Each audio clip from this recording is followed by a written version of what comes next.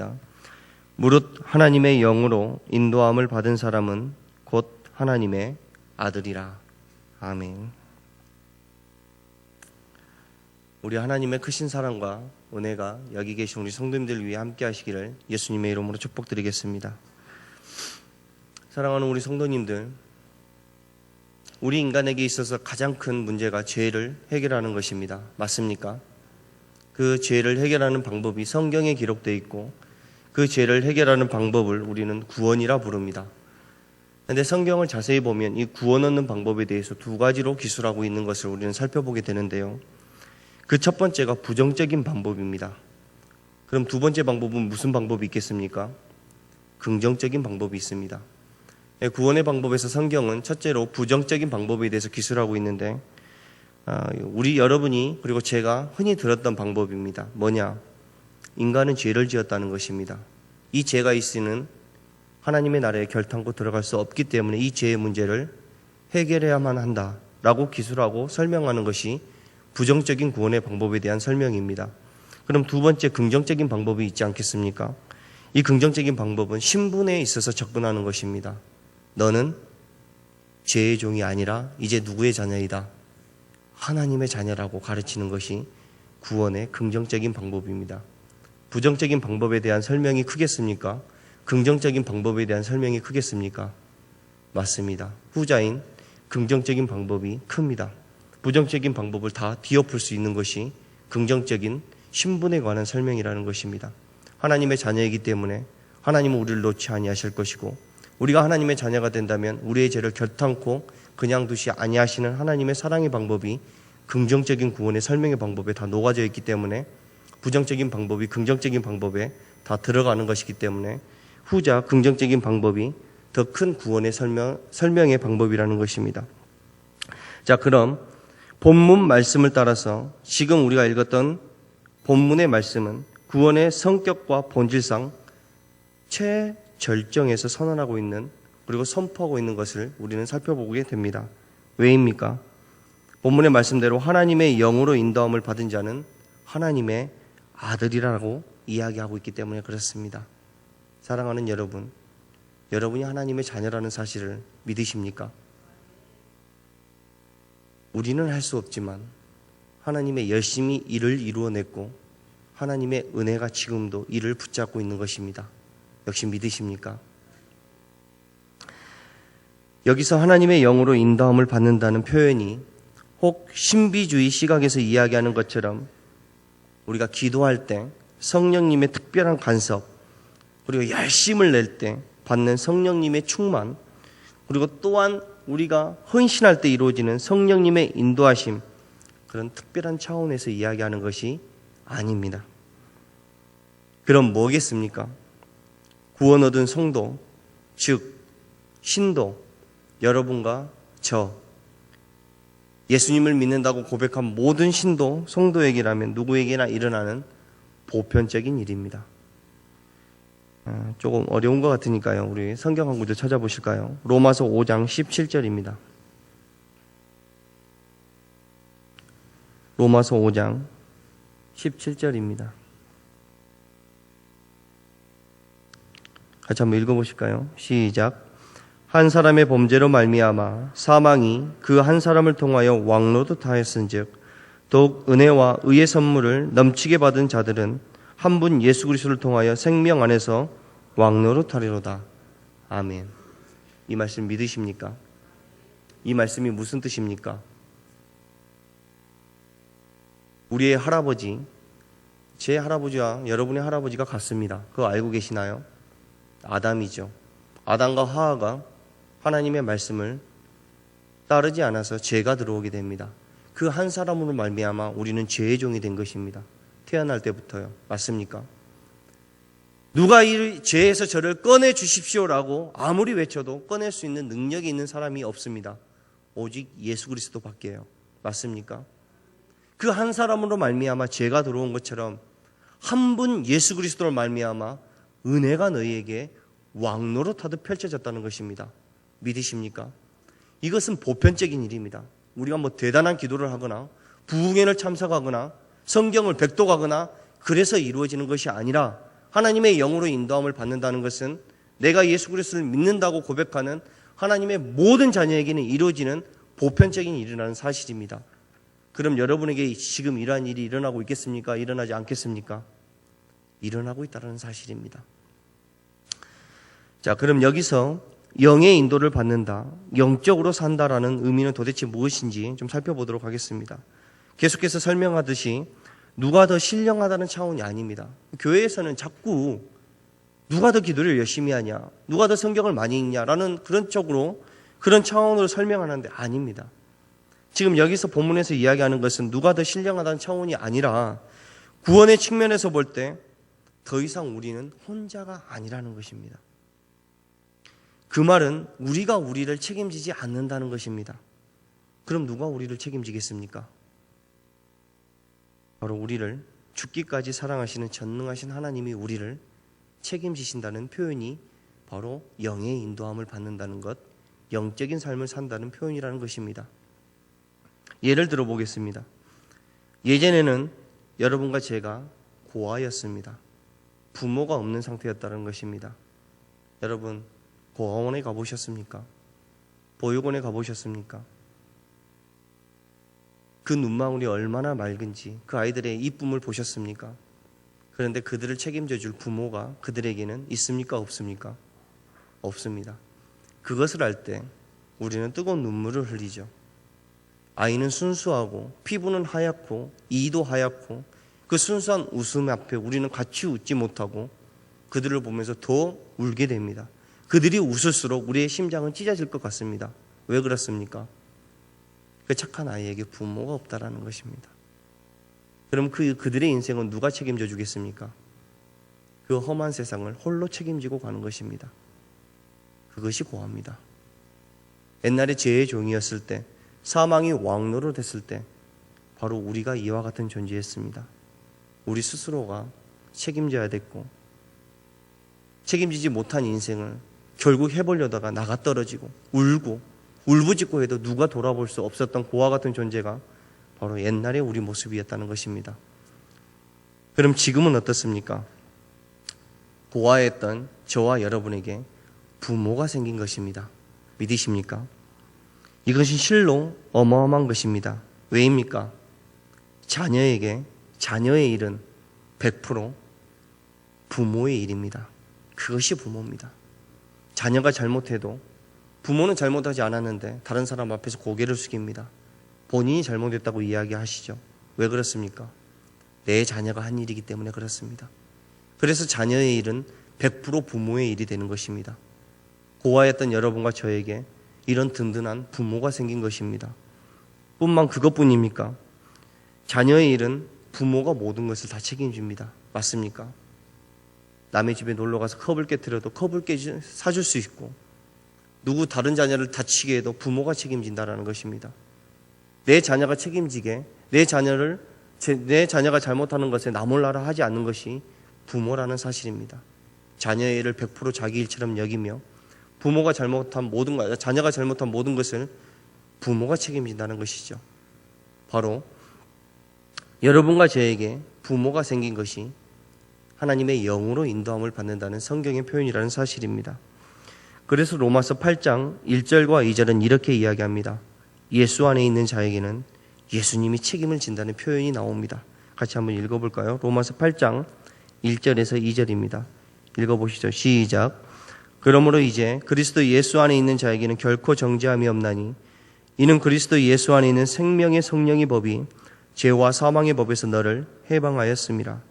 아멘. 여러분이 뭔가 대단해서 자유자가 된 게 아니라 하나님의 그 크신 사랑이, 하나님의 책임이, 하나님의 은혜가, 하나님의 열심이 우리를 자유자로 만들었다는 표현입니다. 우리를 고아로 두지 않겠다는 하나님의 열심이 우리를 죄와 사망의 법에서 해방한 것입니다. 그렇기 때문에 우리에게는 더 이상 정죄가 없는 것입니다.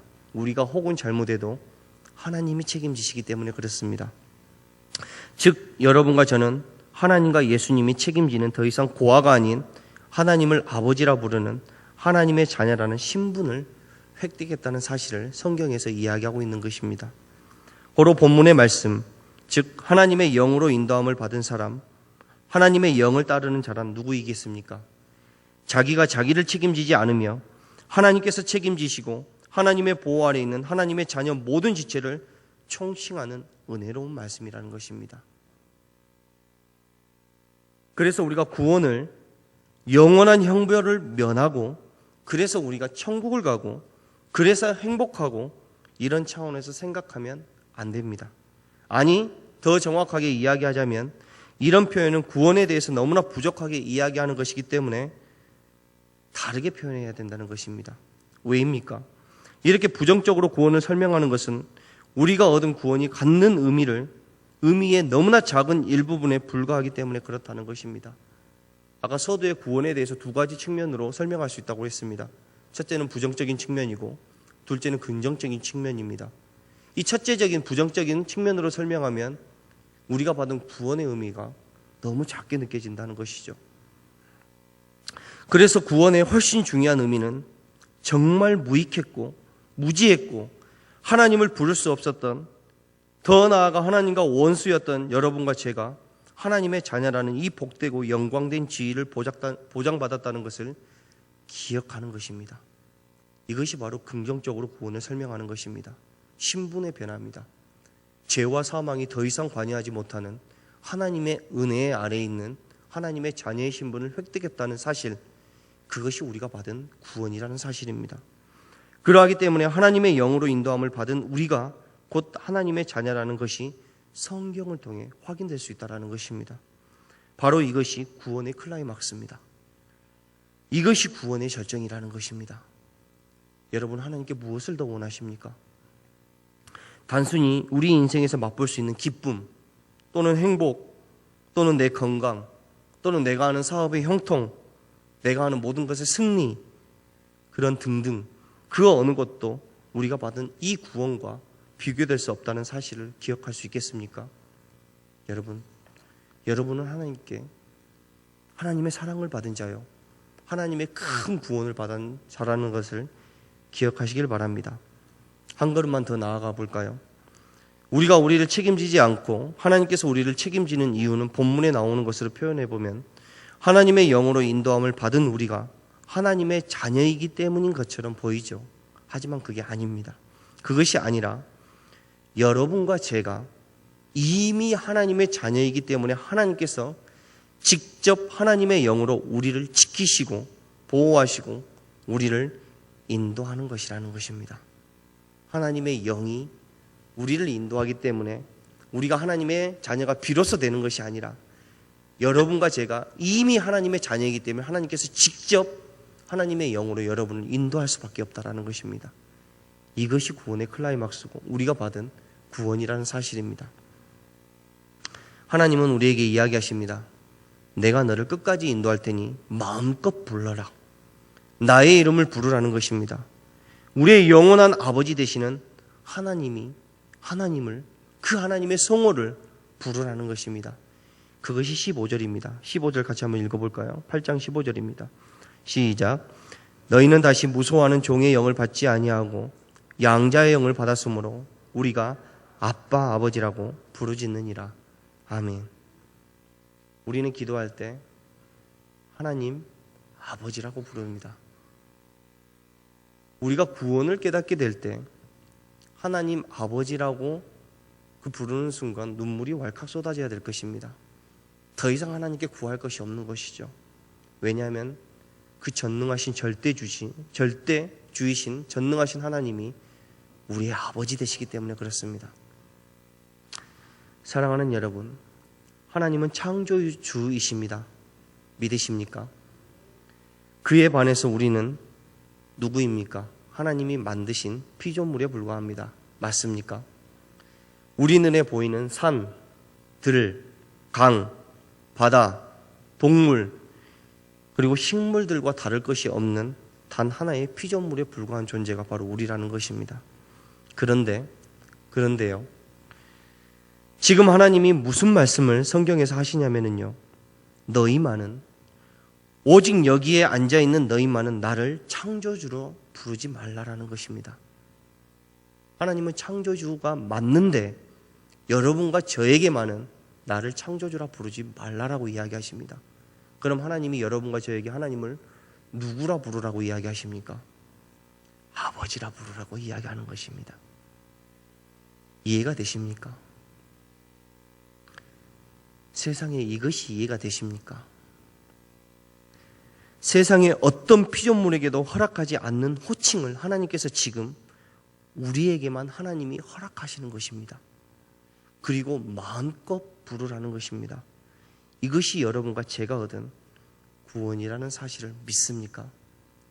주여, 어떻게 이러한 일이 일어날 수 있겠습니까?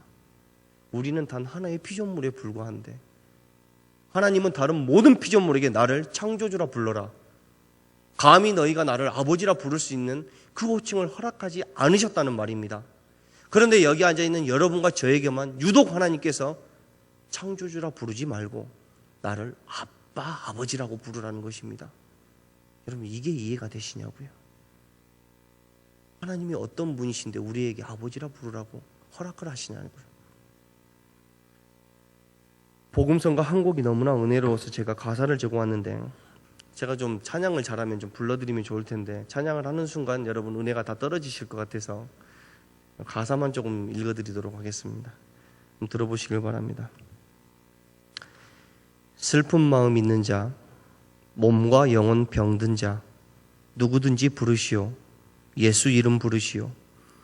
그 이름을 믿는 자, 그 이름을 부르는 자, 그가 어떤 사람이든 그는 구원 얻으리. 은과 금은 내게 없으나 나 가진 것 너에게 주니 능력의 이름 예수라. 그 이름을 붙드시오. 그 이름을 믿는 자, 그 이름을 외치는 자, 그가 어떤 사람이든 그는 주의 영광 보리라. 예수, 예수, 오 능력의 이름 예수, 나 외쳐 부르네. 예수, 예수, 오 구원의 그 이름 예수, 나 외쳐 부르네. 예수 그리스도. 제가 결혼을 하고 아이들을 길러보니까요, 우리 아이들이 저를 부르는 게 그렇게 좋더라고요. 아빠 하고 나는데 아들아 하고 달려가죠. 여러분 부모시라면 다 느껴보셨을 것입니다. 뭐 이야기하면서도 제가 기뻐가지고 주체할 수 없잖아요. 예. 그런데요, 그런 제 자녀들이라도 어떨 땐 저를 부르는 게 부담이 되더라는 것입니다. 첫째, 언제 했을까요? 제가 피곤해 죽겠는데 쉬고 싶은데 아빠 하고 부를 때라는 것입니다. 저는 쉬고 싶다라는 것이죠. 근데 아이들은 왜 저를 부릅니까? 놀아달라는 거죠. 전 부담되죠. 저는 피곤하니까 쉬고 싶은데요. 이건 문제가 아닙니다. 두 번째가 문제입니다. 두 번째가 뭐냐면요, 저에게 물질이 제한되어 있습니다. 그리고 능력이 제한되어 있죠. 저는 인간이기 때문에. 근데 제 사랑하는 아들, 딸들이 아빠 하고 부릅니다. 해맑게. 그리고 저한테 뭔가 요구하는 것이 있습니다. 무슨 말인지 알겠습니까? 저에게는 제한된 물질이 있고 제한된 능력이 있습니다. 근데 제 아들, 딸들은 제가 무엇이든지 다 할 수 있다고 생각하는 것이죠. 그때 제가 심장은 찢어질 듯 아픕니다. 부르지 마.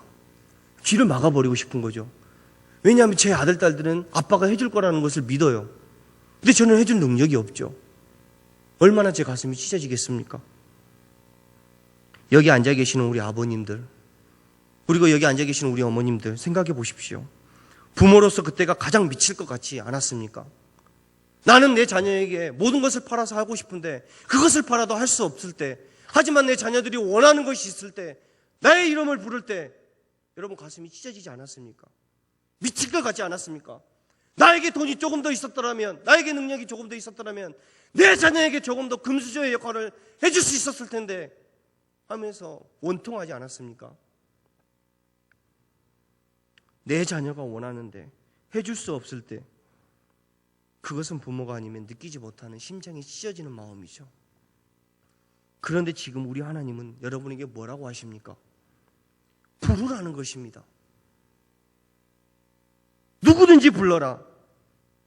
사랑하는 여러분, 이 말씀 이면에는 무엇이 담겨져 있는지 압니까? 하나님께서 직접 내가 듣겠노라 라는 전제가 들어있는 것입니다. 우리는 기도할 때 하나님 제발 들어주십시오. 그 말 할 필요가 없습니다. 왜입니까? 부르라는 말 속에 하나님은 전제되어 있습니다. 내가 듣겠노라. 그리고 뭐가 전제되어 있습니까? 내가 처리하겠노라. 또 뭐가 전제되어 있습니까? 내가 너를 보호하겠노라. 내가 너를 인도하겠노라 라는 것이 전제되어 있다는 사실입니다. 도대체 하나님이 무엇이 부족해서 우리에게 부르라고 이야기하고 있습니까? 그분은 부족한 분이 아닙니다. 사랑하는 여러분, 우리는 하나님 앞에 우리를 좀 내려놨으면 좋겠습니다. 우리 아버지 되시는 하나님은 작은 분이 아닙니다. 절대로. 하나님은 여러분에게 늘 가장 좋은 것을 주시는 분입니다. 아니, 더 이상의 것을 우리에게 주고 계시는 분입니다. 지금 이 순간에도요. 그것을 믿음으로 받을 수 있겠습니까? 이분이 여러분의 아버지 되시는 분이십니다. 그럼 우리에게 무엇을 주시는지 성경을 통해 확인해 보도록 하겠습니다. 베드로후서 1장 3절 4절입니다. 베드로후서 1장 3절 4절입니다.